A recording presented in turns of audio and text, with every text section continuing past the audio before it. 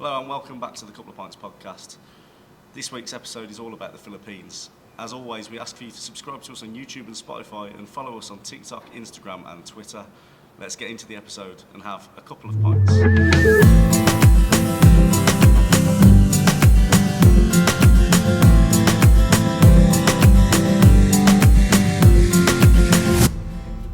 George, good to see you.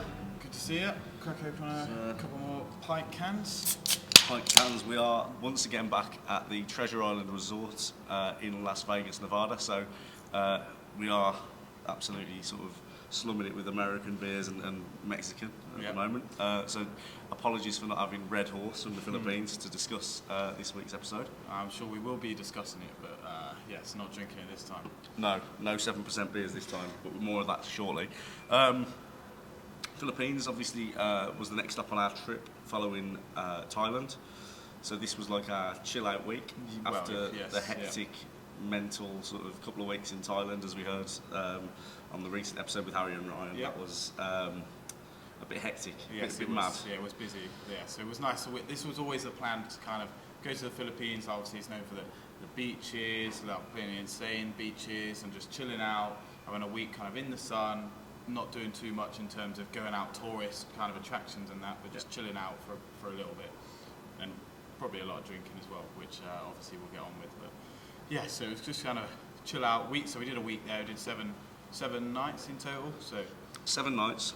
So we flew into Manila from Bangkok, which I mean, two of the busiest cities in the world. So that was always good. Got into Manila. I think we had a 7-hour wait in the airport in Manila. Yeah, it was. So we flew into one terminal. Which was lovely, really nice terminal, beautiful. Left that one, and we were on the domestic terminal, which didn't really have too much going for it, did it? No, we walked in and the air conditioning was set at 29 degrees Celsius. Yeah, it was warm. It was absolutely. And it was just roasted. it's just one big room. That was it, with chairs, and then a few food stalls around it. But well, I think I had a slice of Papa John's pizza, which looked like it had been there for about 3 weeks. And you had a sausage roll. Yes, yeah. There weren't too many options there. There weren't many options. It was that or donuts, weirdly. But we've done the 7 hours of waiting. We've then got on a plane which resembled a lawnmower. It did sound, to be fair. It was on its last legs when it that plane, but it was Air Swift, and we got this flight to El Nido. So we went from Manila, one of the busiest cities in the world, to El Nido, where we were the only plane that arrived. Yeah, so the airport. So when you land on the tarmac, you're saying in the airport there was actually no planes. It was one of the smallest kind of airport terminals. Well, we got off the plane and the baggage, it was literally. Like, there was no carousel. It was just left in a room. Yeah. Well, you say a room, it was the room. There was only one room. Yeah, the arrivals room. We came in, and it was just one room. Everyone just waited there, come straight in, and then bags get put there, and then you're out. Obviously, it was domestic, so we didn't have any immigration or anything to do. So, but yeah, it was just kind of in, easy bags, and then out again. Yes. So from there, obviously, we needed to get to where we were staying. Yeah. And I was thinking, George, he's got a line on this. He normally has an idea. We'll have an Uber or a Grab or something. There'll be some sort of app for the Philippines to get us a ride share, and we'll be there. It was a lot more authentic than that. You call it authentic, I call it crappy. But we'll meet in the middle somewhere. It was effectively a lawnmower with like a big unit around it. It was a tuk-tuk. But it wasn't really a motorbike. It wasn't like a Harley Davidson or anything. It was like a motorbike that someone had bought for about 300 quid from the shop. Yeah, so it's just like a motorbike with one guy riding it, and then they literally built like kind of a shed around like it. A shell. It was like a shell. It was like a snail shell. Yes, it was. Yeah, with I was going to say 2 seats. They didn't have 2 seats. They had a little bench, but the bench was not a big bench. It was a little bench. You could fit 2 average-sized Filipino men on that bench. Yeah. You couldn't fit one of us 2 on that bench. But you sat the side of the driver. Yeah. I.e., when I say the side of the driver, I mean you sat facing like a normal car. You sat in like normal. I sat on the front of the windscreen, in effect. Basically, for 40 minutes. Yeah, facing back to us. Which wasn't much fun. And both of our suitcases on there as well. So your suitcase went on the back, and this is where it gets brilliant, is my suitcase, which weighs an absolute ton, as you can imagine, being Traveling 5 months, that was on the driver's back.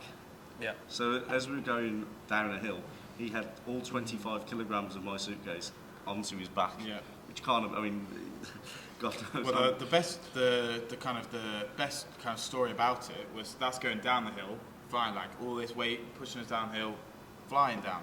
Going uphill, you can hear we're going, and it's going, right, we've got to change down a gear because we're struggling here, and then we change it down another gear, and then we're literally going like 5 miles an hour, like crawling up these hills. We were getting overtaken by walking, like people walking. Because it's just got no, like the horsepower to the weight of the vehicle, like we were just not going anywhere up the hills. It was good value for money though, 300 pesos between the two of us. I mean, it was cheap, but by the same token, it was cheap for a reason. Yeah, get what you pay for.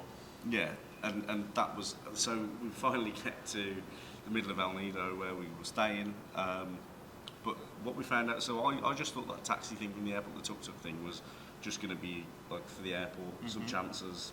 It was everywhere. Oh yeah, that was the main kind that was the way of getting around. I think they are designed for one person. Yeah, but they are maybe designed for one person. But yeah, you can see them with like you can see them just full to the brim with people as well. When I say five people that were all mine and your size. Yeah, it was full to the brim. Yeah, I'm not really sure how that got even moved. Idea. And that must have been a flat journey. There's no way that's going up that hill.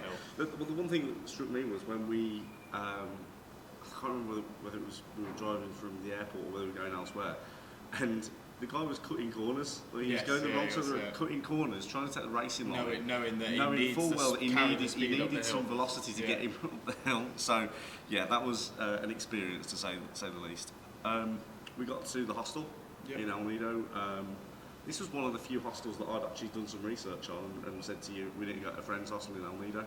And if anyone is going to El Nido or Palawan in the Philippines, you need to stay at friend's hostel. Yeah, couldn't recommend it enough. It's definitely one of the nicest hostels we've stayed in so far on the trip. Like, obviously the rooms were really nice, the beds were really nice, you got curtains, like very good. But the kind of the star of the show really is the rooftop kind of deck. So it's phenomenal. So we got there pretty late on the first night, didn't we? Yeah, it did. Yeah. So we didn't really get a chance to see the rooftop bar.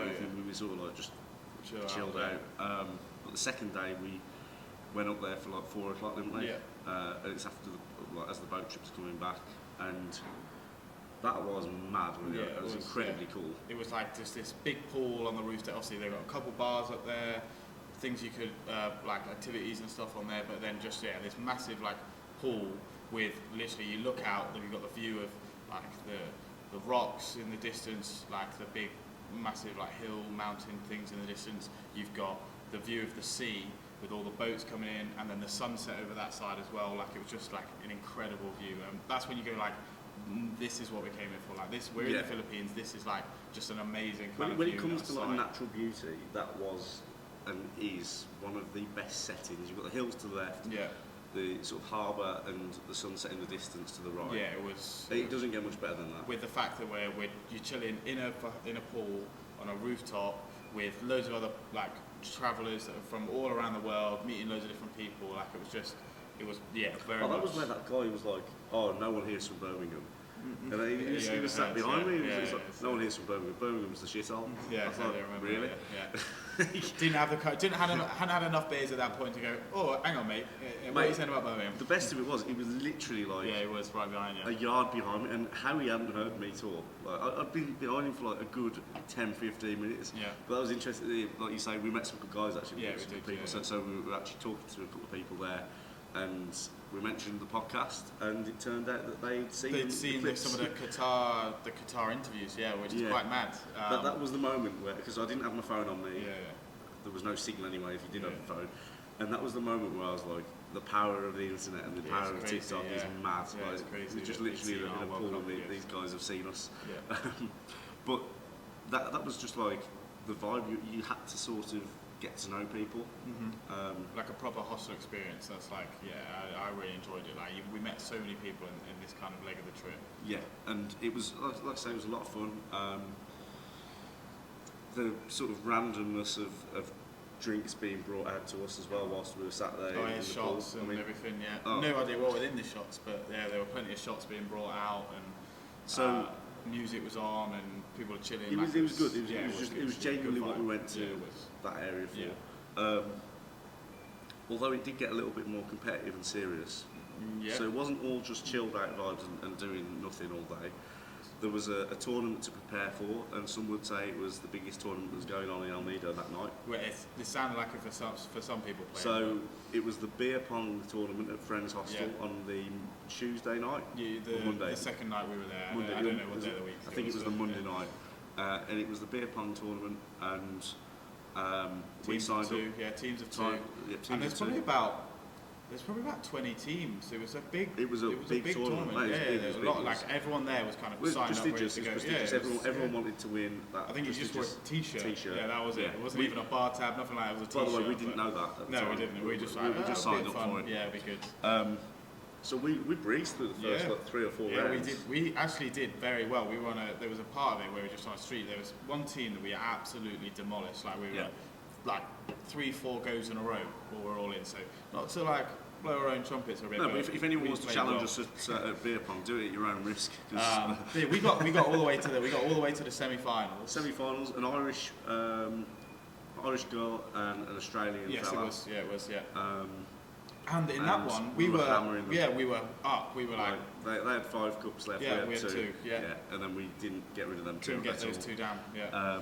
Probably a good thing in the end. But yes. So from the start though, before we even played our first match, we saw these 2 South American fellas taking a little bit too seriously. Yeah, like trying to put each other off on each throw and just like shouting about the rules and random everything like that. clapping, it was like, mate, what are you trying doing? to put each other off. Like, it was very like it's meant to be. It's for a t-shirt. Like, come on, like we're just having a bit of fun, hostile game, meet people. One looked like Bruno Fernandes, and he acted like him as well. Yeah, so it wasn't great. Competitive over that side. Yeah, and so there was that. I mean, that was the thing. They were like, whenever someone threw a ball and it went in, they were like, oh, they're over the line. They're over the line. Elbows. Over the line. And you're like, mate, come on. Yeah, like you seem a bit desperate, innit? Yeah. You don't want a t-shirt that bad. Come on. But then it only gets worse. It gets worse. So we lost in the semi-final. The other semi-final was continuing whilst we concluded ours. And in that other semi-final, I think we went to the bar to get beer. Drinks and as we went to the bar, all we heard was the guy on the microphone, the MC, the announcer, going, come on guys, it's just a friendly tournament, please guys. He was getting nowhere. He was effectively like a referee when there's a brawl, blowing his whistle, standing in the middle of it, blowing his whistle, and it's like, mate, come on, you're not going to stop it.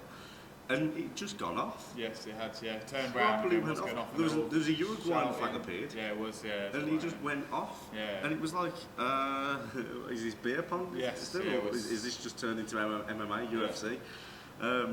But yes, so we probably dodged a bullet there. Yeah, quite literally. Yeah, exactly, But no, it was good of the hostel to put on that tournament, and again, it was decent. So that was quite enlightening.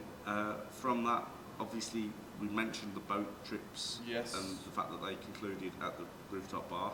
The boat trip, that was for me. So we've been on a few boat trips on this trip. Done different island tours and stuff like that. Different things. But for me, that was the best boat trip we have done. Yes, it was, by quite some distance as well. That was a lot of fun. And this was like when we say we're going to the Philippines, we didn't really have too much in terms of tourist attractions and places to go and things to see whilst we were there, and we said, right, we're going to have a chill time.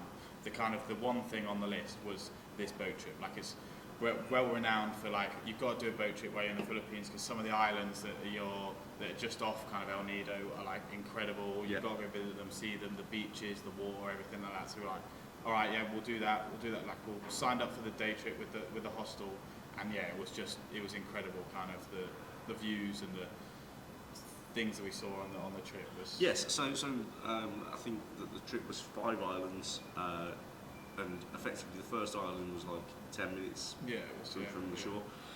We got there, and Seven Commandos Beach. That was it, and there was a volleyball. Yes, court. And we got off the boat.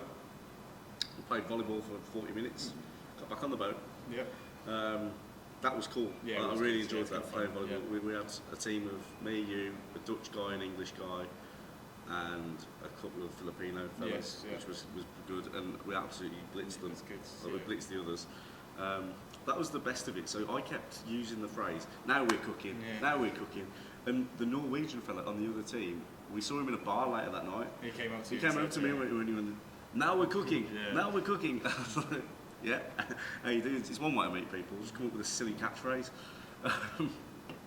But the boat trip, so I thought I'd applied sunscreen at the start of the day on that boat trip. Yeah. So for as good as that boat trip was, when we got off the boat, you were a little bit red on the back. My back was as red as it's ever been, and it hurt for about a week after. But so I mean, you take it because it wasn't. It was a great boat trip. But going in there to see all the time. It was like we did a bit of canoeing, or kayaking. Kayaking. So me and you kayaked into the Blue Lagoon. Yeah, and that was incredible. Like the water is like nothing you've ever seen before. That was. It's not just really like cool. Like there's clear water. Like you've seen pictures of clear water, but this wasn't just like clear. It was like the colour of the blue. That it was like it's a like a swimming pool. So it was like it reminded me. It was like a swimming pool because the swimming pool, obviously, the water in a swimming pool is colourless. Yes. But it's blue because most swimming pools, the tiles and everything. The blue.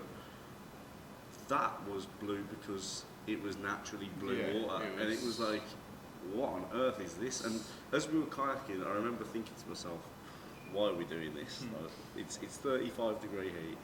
Like, it's a bit choppy because it was quite choppy where we had to get onto the kayak. Yeah. And we got over towards it, and it was just like, oh wow, that's why we do it. Yeah, it was incredible. We had a bit of lunch on an island where we were doing some snorkeling. Yeah, and this lunch they had to prepare it on the boat. Yeah. So cooked it all on the boat, lovely. But then they have to get it on the island. They can't just. This island's very quite secluded or whatever. There's no like pier or anything like that. So to get all the food and everything they need onto the island, they have to put it all on this little canoe and just like swim it over, including. So that was the food on the canoe over. Then the table. The guy just puts the table in the sea and then kind of uses it as like a board and kind of like it's just like kicking off the back, like holding the board, holding the table and just kicking, and has to swim the table over to the over to the beach. A wallpapering table. It was like a scene out of the Titanic, which he's holding onto the door. But in this time, rather than the door, he's got this whole table that he's holding onto and swimming across to the beach. It was good. But yeah, so that lunch was it was like, the fish was incredible. It cooked. You had massive fish. Pork belly and stuff as well. That was quality. So we've had that. We've also on that boat trip. What else did we do? We snorkeling. Did the snorkeling. Saw a lot of fish and that kind of thing. Like the corals were insane. I tell you what else we did. So we played volleyball for a second time. Yeah. Later on in the day, that was rock. It was not playing on concrete as well. Yeah, it wasn't. But the sand wasn't. Sand was just kind of laid soft. over. Yeah, it was. I mean, concrete slab. Yeah, literally running around without shoes on concrete was vile. Yeah.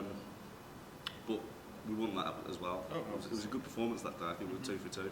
I mean, the nets over there are a little bit smaller than I think regulation nets are. So, two taller guys. It wasn't too bad for us. But so we've done that, and then as we've got back on the boat, they've appeared. Like the guys that were running it, and the guys who were great. Yes, they were really good team. Yeah. From minute one we got on the boat, there was a boom box in the middle of the boat. There was music playing. I mean, it was like I feel like I've heard more Harry Styles songs in the last 3 months than like anyone ever. Yeah. But there was a lot of Harry Styles that happens to be on that playlist, and we've then gone back towards shore. But like it was about an hour. That trip was. Weather was turning a bit dubious as well, and it just got a bit choppy. So they brought out these bottles of Coke, 2-litre bottles of Coke, thinking, we'll have nice refreshments. What was in these bottles of Coke can only be described as like some sort of cheap rum. Yes, it was like rum. It was rum and Coke, but it was like rocket fuel. At least 50-50. Yeah, it was rocket fuel. Yeah, I mean, I had one. I was like, ooh, okay. Yeah. And then we just started drinking these drinks. Turn the music on. I have a theory, by the way, and it's a bit like the guy in Thailand who was smoking the spliffs. I think these guys were drinking that Coke from minute one that day, because they were all very chirpy. Yeah, it was. Yeah, and they got chirpier as the day got on. But they were good fun. Yeah.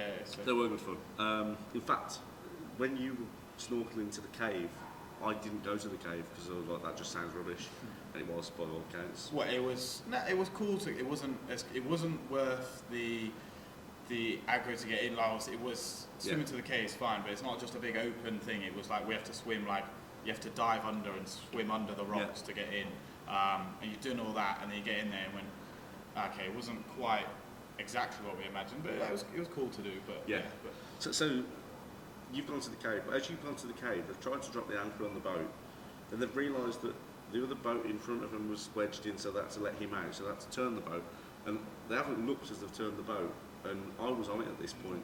I'd got out to like just swim around that area, and I got back on the boat, and the boat was heading, so like, say that's a corner there, the boat was turning into this like Massive rock, yeah. And they didn't clock it.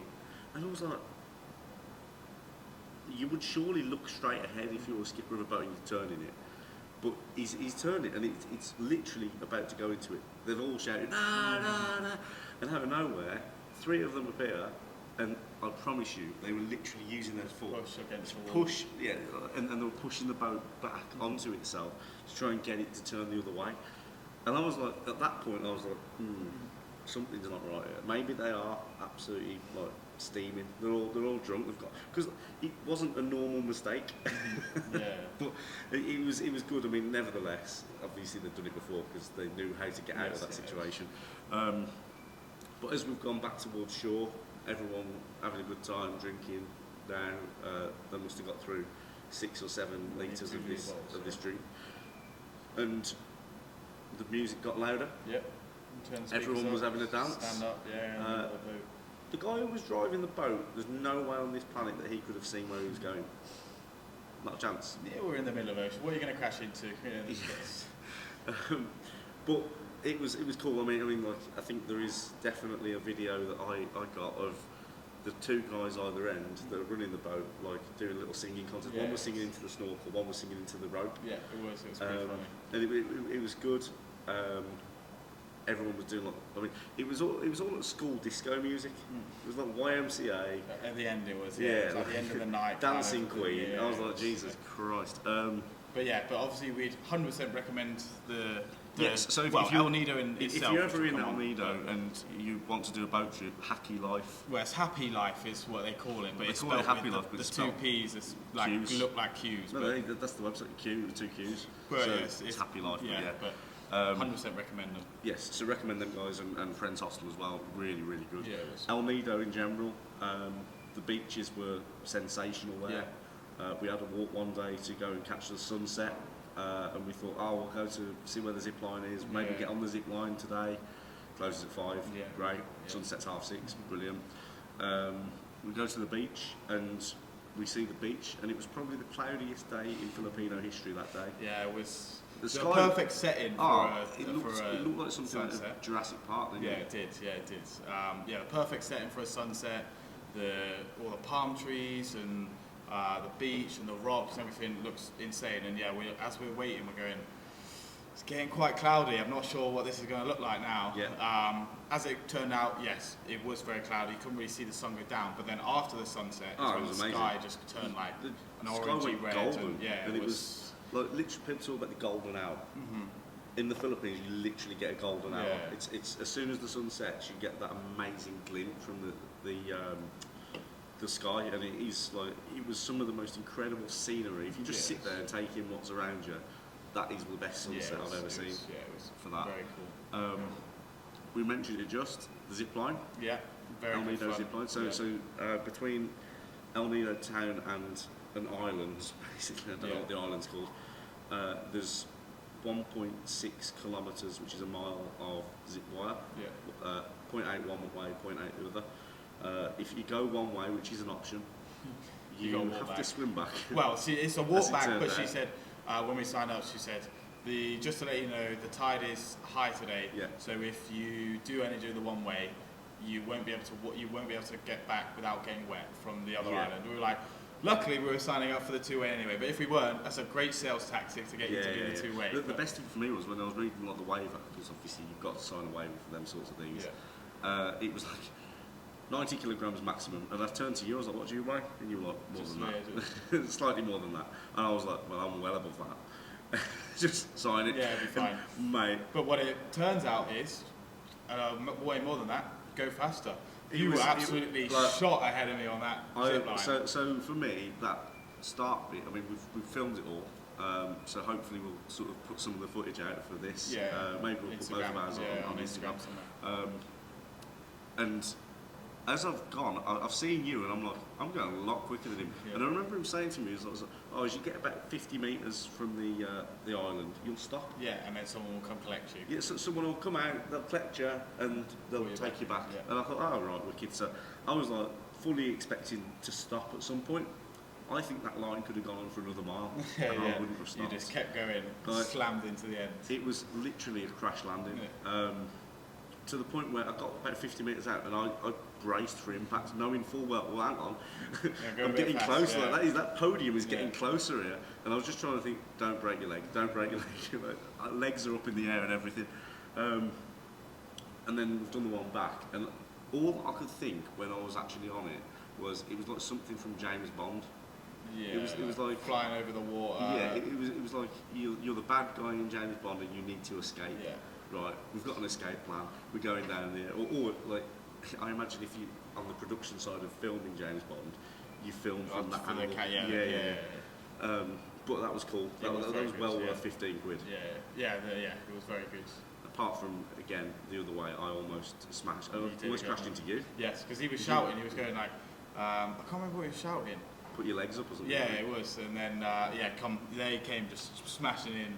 But yeah, it was good fun. I enjoyed it. It was a lot of fun. Karaoke bar on the strip of El Nido. In fact, the strip of El Nido, there was a bar that was just outside. Yes, yeah, it was in the road. Music outside. Everyone was in the road dancing. Yeah. We walked past that one. We went to a karaoke bar, and the karaoke bar. So like, we've been to a lot of karaoke bars around the world. We've been to ones in private rooms. We've been ones that have got full orchestras behind you. Yes, yeah. We've been to ones that have got just like standard crappy bar. We've been to a lot. Yes. That one, you walk into what is effectively like an Irish bar. Yeah.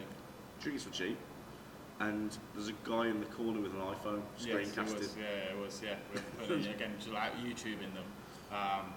You sign on your little ticket or whatever, hand them in. But there's no order. No names on the list either. There's no order. There's just like as you found out, if you put the same song down as someone else, who knows which? You ain't singing it. Who knows which one it was? It was Rehab, wasn't it, by Amy Winehouse? Or Valerie. I think it was Valerie. Oh, it was, sorry. Valerie by Amy Winehouse. Rehab was another song that I heard twice. I was saying so. I'm like, I put this in a long time ago. Where is it? Finally comes on after we've waiting ages.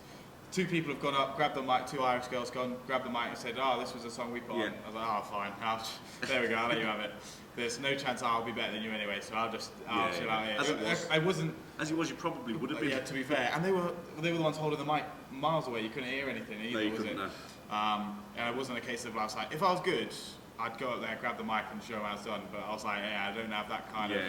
That's not what I need. You say about being good. In that bar, there was a guy, and... he sang Adele. Yeah. I can't remember what song it was. Was it? I can't remember what song it was. Rolling in the Deep. It was one of those kind of ones. I think it was Rolling in the Deep. Ballads. Adele. And he was comfortably the best singer of a female song I've ever heard. Yeah, as a guy. From a man. He's voice like an angel. He had a vocal range which was like Adele. Basically, it was like listening to Adele. You're just having your drink and you're going, oh, this is good, and then you look up and you go, no way is it coming from that guy's mouth. Yeah, like, just a little guy in the corner, literally just like stood there, innocent as hell. Like literally, I don't think he was even in there with anyone. No, just on his own. And but if I had a voice like that, I'd be going to karaoke every day. I think I would as well. But it was good. I enjoyed that place because it was. I mean, it was pretty incredible because like, it was just a massive social atmosphere. Like people all going in for it. But yeah, there's always a karaoke story, it seems, on our podcast. Yes, I'm sure that'll continue as well. Yeah. We then, so we did a few days in El Nido before we decided, okay, we've done a few days of relaxing, we need to relax further by going even more off-grid than El Nido. And we went to Nakpan Beach, which is about 40 minutes. Yeah, it wasn't far, was it? Yeah. So, well, it wasn't far, but on them roads, Well, it felt yes, far. yeah. So it was 40 minutes, and we managed to get a proper bit of transport for that. We got a bus, a minibus. Sure, like, yeah, taxi kind of vibe. They were building the road as we went. So we had to take the off-road route. Yeah, which was interesting. Although to be fair, it was built by the time. Yeah, so we said left. how we said when we went through, like, that would be so much better when it's done. You don't have to go on this off-road bit. We're like, I wonder how long that takes. You're thinking in the UK, that's 2 years. Taking a couple of years. That's 2 years, yeah, 100%. And so we're in Natcam for 3 days. On the way back, the road's done. And you're like, that is crazy. Like, the fact they've literally finished that whole road in the 3 days we were there, and we're like, that's crazy. Like, in that heat, the Filipino people well. we've met, they've all got a real work ethic about them. Like, incredible sort of like drive and commitment, and it was surprising, but then you're like, actually, in this country, it's kind of not that surprising because they just get things done. Yeah. But we've got to Nakpan. We've landed at what I thought was where the hostel was. Yeah. And he says, just got to get out here. Just get out here, down there, and then left on the beach. It's pretty easy, and you think, okay, that's fine. So I've got 12 kilograms of baggage on my back. Yeah, backpack. I've got 25 kilograms in a suitcase, and we've got to find our hostel at this point. So we've had a walk up to this restaurant, which was on the beach. Music playing in the background. There was like a guitarist. It was really nice sort of atmosphere. More about that place later, because at that point I wasn't interested in that place. And they were like, "Oh yeah, Mad Monkey. It's down the beach, just on the left." Yeah. Right. Okay. So we must have walked. I mean, so Mad Monkey's website actually says it's accessible by a short walk along the beach. Yeah. I would go as far as saying that Mad Monkey is not accessible. It's off the beaten track. So there's no road leading up to it. It is like you have to walk on the beach to get there. It was probably about, I don't know, 400 yards, 400 yards. I reckon it was a good 400 yards. Yeah. And it's not. But it wasn't easy terrain. Like the sand was like thick. Well, the issue being walking on sand normally. Like if you're walking on the beach, like it's not as easy to walk on as pavements, obviously. No. But then to do that with suitcases, because the wheels on a suitcase do not work on sand. And so this meant we had to. Well, my suitcase was knackered. We didn't even have the wheel. Like even though if your wheels did work, they wouldn't work on this beach. But so we had to pick up the suitcases as well as the rucksacks on our back. We had to pick up the suitcases and carry them this 400 yards on what felt like quicksand as you sinking in. My trainers were sinking in all the time. And carry them in the 35-degree heat, no shade, all the way down this beach. And we're like, right, this is a slog. Like that was. Yes. So we got like about 100 yards away from the hostel, and you were in front of me by about 50 yards, and this security guard appears, and he comes and grabs your bag and lifts it onto his head, and walks it to the hostel. And the moment that he walked it to the hostel, I was like, "Please come back." I was fuming. I was like, "There's no way he's coming back." George has flagged him down, and that's that. To his credit, he did come back and he grabbed my bag. And at that point, I was like, "There's got to be an easier route. Like, there's no way that's the accessible route to get here." And we asked, and we were like, "How do we leave here? Like, what's the easiest way?" "Oh, it's about 400 yards walk that way." That is the route. That is the only way. So so that was pretty weird. There was no signal on that beach at all. Like you couldn't contact the outside world. The Wi-Fi in the hostel was atrocious. To be fair, the hostel is sold as don't have Wi-Fi. But they do have Wi-Fi. If they didn't have Wi-Fi, by the way, I'd have left and gone back to friends. I feel it was just more of like a bit. We were only there 3 days or 3 nights, so it's kind of like just out for a bit, just chill, like, and that's all there is. Like, there's no strict. But to be fair, by the time you've checked in and you've gone through that absolute trauma of getting there, you need to chill. Rest, you need to chill. But yes, so we've sort of settled in there. Mad Monkey had their events every night, like at 8 o'clock, I think it was the free shots. Yeah, and then it continued where that random woman just comes out of nowhere and goes, "Ladies and gentlemen of Mad Monkey." What was it? Free shots at the bar. Free shots at the bar. Honestly, the first time I heard that, I hated it. The 30th time I heard that, because she did it every hour. I just wanted to kill myself at that point. It was doing my head in. But we still went up and had the free shots, obviously. Yeah, it was doing my head in, like properly doing my head in. But yeah, so we've gone through that. We've met some good people. There was a random nutcase who worked for the hostel who just seemed to be bladdered every time that we saw her. Yeah. And she was running around the hostel. She was like, oh, well, yeah, get people dancing, get people dancing, get people... She had a microphone around. Yeah. Randomly asking people to sing bits of songs that was going on. I think she asked me to sing Giant by... It was, Rag and Bowman. Yeah, it was, and I was like, what's going on here? She's then started dancing with an English guy who just stood there on a beer on his own. Yeah. And I mean, I think he fell in love.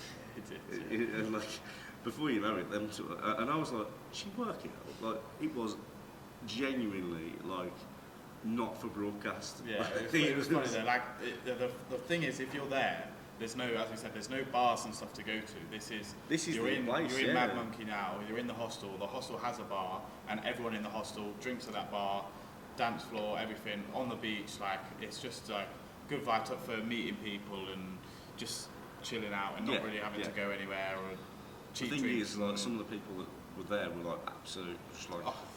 Don't know how much they've been drinking, but yeah, I think they've been drinking for like weeks before we got there. Yeah, it was. Yeah, there was some. But it was. I mean, we sort of started to understand why that was as we got into it. Yeah. So we. The first night we were there was quite a quiet one. We sort of. I mean, let's say it was a quiet one. I think I went to bed at 4. Yeah, it was still late, but it's not like it was just out meeting people, chatting to people. Yes, so we met Joe and Connor and Ash. Yeah. So if you are listening, there's your little shout out. But they arrived on the same night as us. I think 10 o'clock they got there. Mm-hmm. So I started drinking with them at like 11. And one's a West Ham fan, one's an Arsenal fan. Ash is a Kiwi, so we were just having the crack with them. And it was like, they were on these beers, and they were called Red Horse. And I weren't drinking Red Horse, I was drinking San Miguel, because San Miguel is from the Philippines originally, apparently. I don't know if that said it on the back of the yeah, bottles. he said that. I thought it was Spanish, I'm not going to lie. But we've sat there drinking the San Miguels, and they've had these Red Horses, and I was like, they're steaming.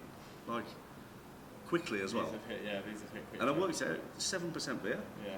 So I was drinking like 4%, like normal, and they were like doubling. So every beer that I had, they were having effectively 2. Yeah. And before you know it was like 4 in the morning. I was like, they're absolutely bladdered. I've gone, right, I'm going to bed anyway, I'll see you later. Woke up the next day, left the room, asked them, I've seen them, I was like, which room are you in? They were like, oh, we're in your room. I had no idea, absolutely no idea. All 3 of them in our room. Yeah. I turned to you, I was like, some people checked into our room, God knows who they are. I was drinking with them. Yeah, it was. But that was the sort of microcosm of what we were doing. It was a small place. The next day, Villa were playing Newcastle. I think it was like a 7:30 kickoff. So I said to you, right, I'm going to go out early tomorrow and I'm going to go and find somewhere to watch the football. Thinking there'll be a sports bar. Yeah. It's a resort. There'll be a sports bar.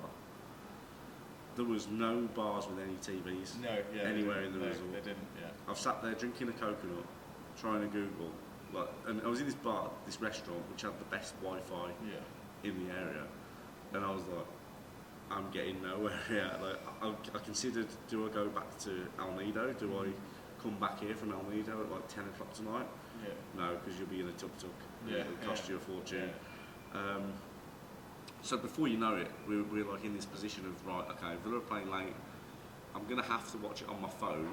I met a Villa fan randomly, he told me a streaming site, he was like, here's a streaming site, there you go, if you can find a bar, let me know. So we had that chat, but there was no such luck, so we've stayed in Napcam, and me and you went to the restaurant I'd spent the whole day in. Yeah. We were drinking some very silly cocktails at that point. Like, they're like massive pineapple coconut things. Yours came in with coconut, didn't it? Yeah, it did, yeah. And we've sort of sat there watching the Villa on my phone. And it was no one else but us making any noise. No. And the moment like, when Villa scored, I was like, yes, come on. So no one bars, I went screaming. Obviously, yeah. But I was like, but it was just because it had the best Wi-Fi. And as it was, the Wi-Fi was brilliant for 88 minutes. Cut out completely at 88 minutes. Yeah. I was like, I'll take that. I'll take it. If Villa was 3-0, I'll take that. Go back to the bar, end up drinking Red Horse again with Joe, Connor and Ash. And they taught us a drinking game that night. Yeah, it was that card game. It's very good. So as one, I'll definitely be. It's not one where I can explain here because there's no chance it comes across without the cards. But they taught us a drinking game, and within an hour of us getting back to the hostel, it gets you drinking quickly. I think we were all absolutely smashed. Yeah, it was. But the music in the hostel was weird. So they had like a resident DJ, and for some reason he thought it was a good idea to have like classic songs. So you'd have like Queen's "Don't Stop Me Now," and then about halfway through it'd be like having a good time, having a good time, wop wop wop wop wop. So yeah, it and starts off. into It EDM. starts off the song. Everyone's singing along, like enjoying it, having a good time, and then, as you say, there it comes up like it's getting a bit faster. Suddenly, just drops into this massive drop with like all the drops and everything in it, and then no words for the second half of the song. You're going, what the hell is going on here? Yeah, but then he'd randomly cut back. Yeah, and then it would just go. Yeah, it would. Yeah. So you'd have like this weird scenario with that, and then like he'd also. So to be fair, the DJ also would put his own like spin on DJ's songs. So he'd have Calvin Harris song. Yeah. He'd decide that's not good enough. You need to Need to tweak that. Avicii. Yeah. And it was like what, and you're like, what are you doing? Like literally, these people were paid more money than you to do that. Yeah. So what are you doing? But it was good. I enjoyed Nakpan Beach. I think that again we had some like really sort of good laughs with people. It was incredible just to sit there and chill out. Yeah. There wasn't much else you could do there, to be fair. And it was, I mean, actually, it was probably the best sunset I've ever seen. Yeah, again. It was off that beach. Again, yeah. Yeah, so the one in El Nido was good, Yeah.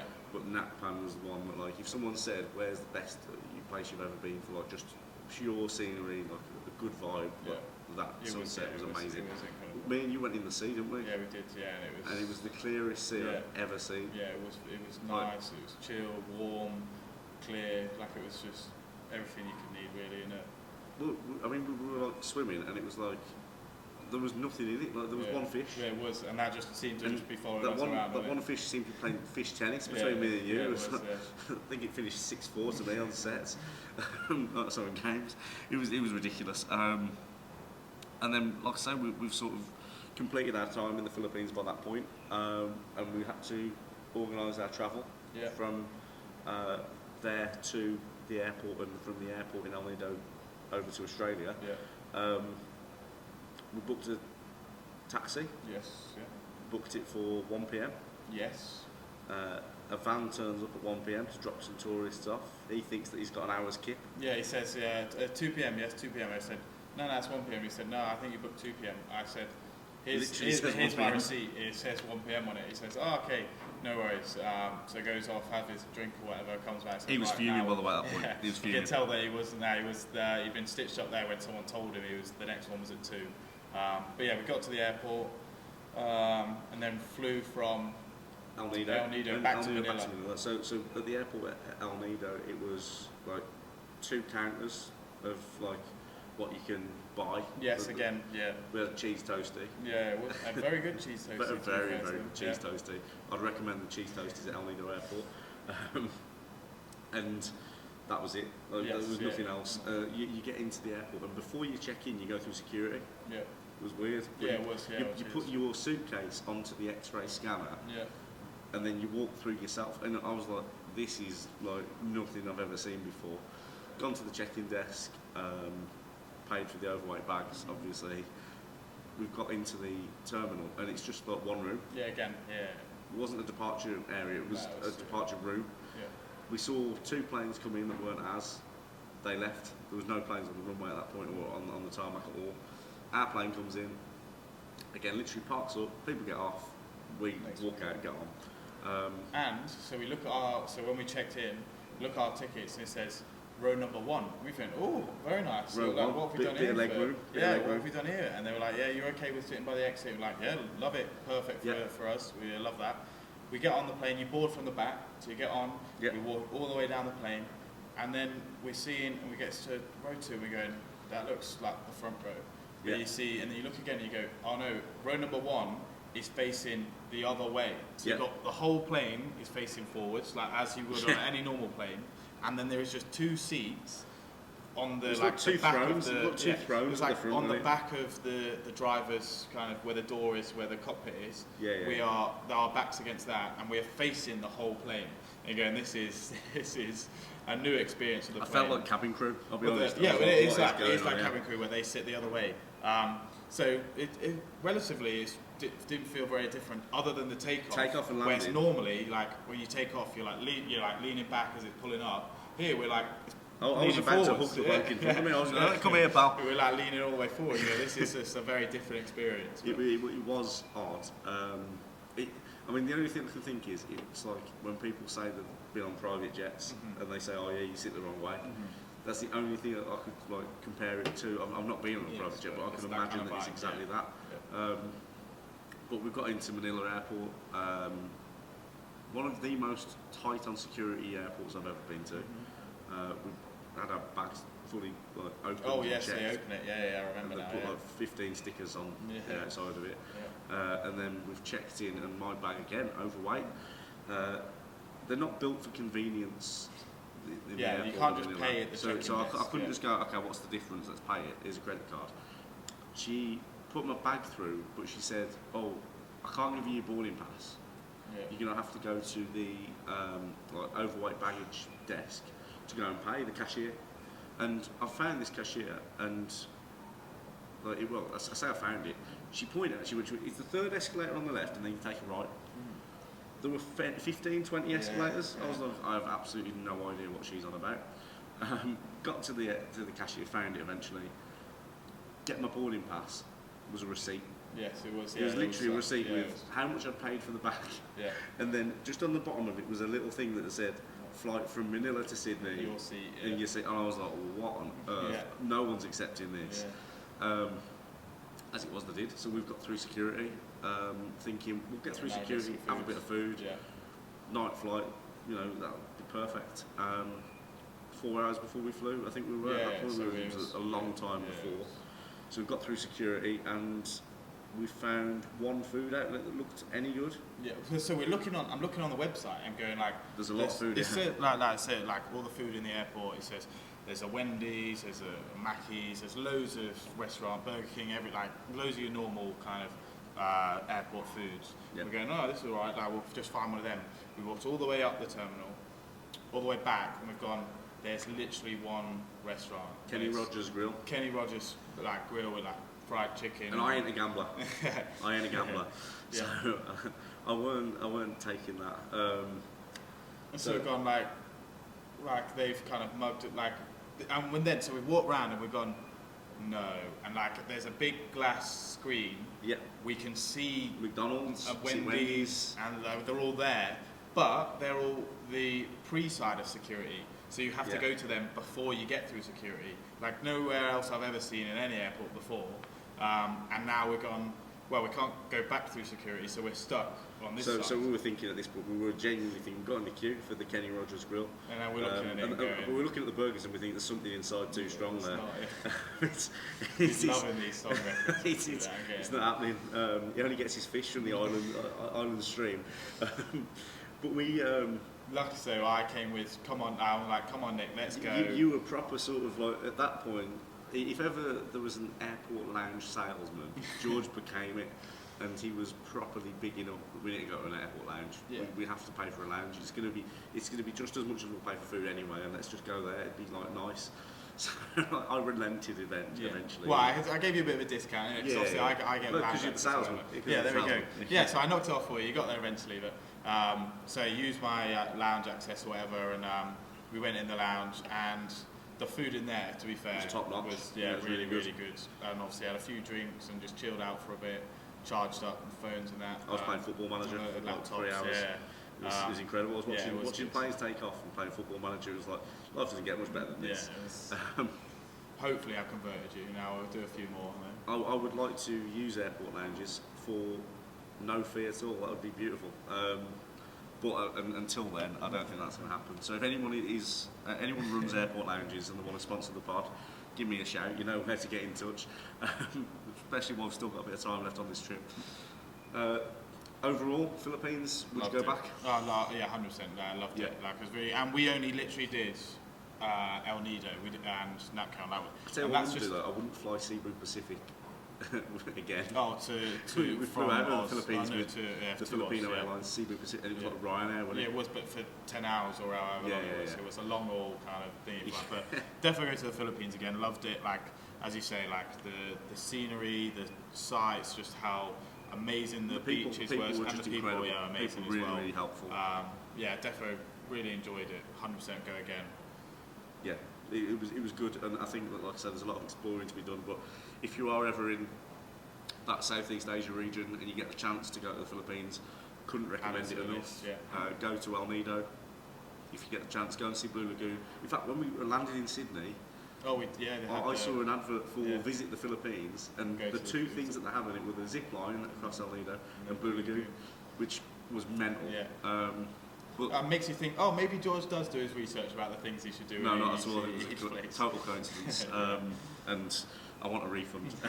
But no, it was really good, and I enjoyed it, and I would go back to the Philippines absolutely. So it's another one ticked off on our list, and it was a place that I'm glad we went to. I'm glad we got a full week there. But yeah, I'm hoping you're enjoying our travel sort of podcast as we go. We've got another few coming up next few weeks, so keep tuned in. And as always, subscribe to us on YouTube and Spotify. Follow us on our social media on TikTok and Instagram and Twitter. And we'll see you soon. Perfect. Bye. Thank you very much.